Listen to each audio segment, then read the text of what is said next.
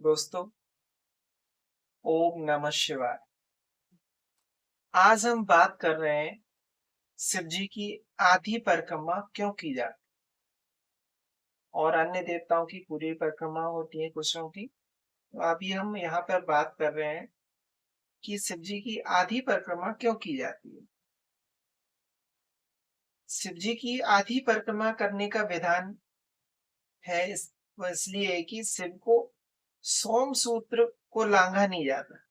अब हम बात करें सोम सूत्र क्या होता है। सोम सूत्र उस जगह को बोलते हैं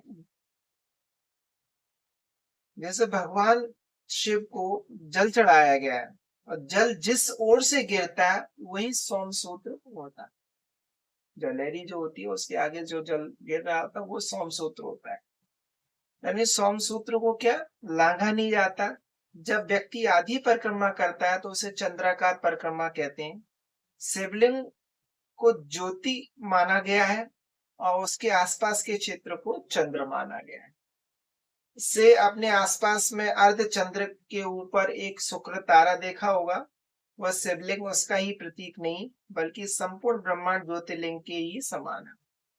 अर्ध सोम सूत्रार्थम नित्यम शिवम प्रदक्षिणम कुर्वम सोम सूत्रम न लंघेते। ऐसा हम बता रहे हैं कि सोम सूत्र क्या है। शिवलिंग की निर्मली को सोम सूत्र कहते हैं। कहा जाता है शास्त्रों का आदेश है कि शंकर भगवान की प्रदक्षिणा में सोम सूत्र का उल्लंघन नहीं करना चाहिए, अन्यथा दोष लगता है। सोम सूत्र की व्याख्या करते हम बताया गया है कि भगवान को चढ़ाया जल जिस ओर से गिरता है वही सोम सूत्र का स्थान होता है। अब हम बात करें कि क्यों नहीं लांघते हैं सोम सूत्र को। जो सोम सूत्र है वो उसको लांघते क्यों नहीं है, उसका क्या कारण है। जैसे सोम सूत्र में शक्ति स्रोत होता है। इसमें क्या है, पावर होती है, शक्ति स्रोत होता है।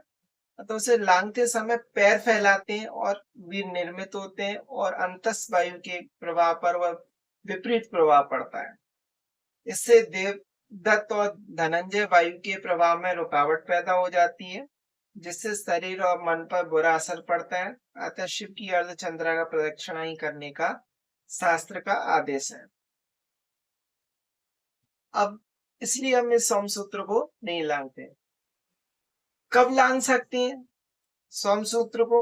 जैसे शास्त्रों में ये भी बताया गया है, शास्त्रों में अन्य स्थानों पर मिलता है कि जैसे तृण तृण यानी तिनका, काष्ठ यानी लकड़ी, पत्ता, पत्थर, ईंट आदि से ढके हुए सोम सूत्र का उल्लंघन करने से दोष नहीं लगता है।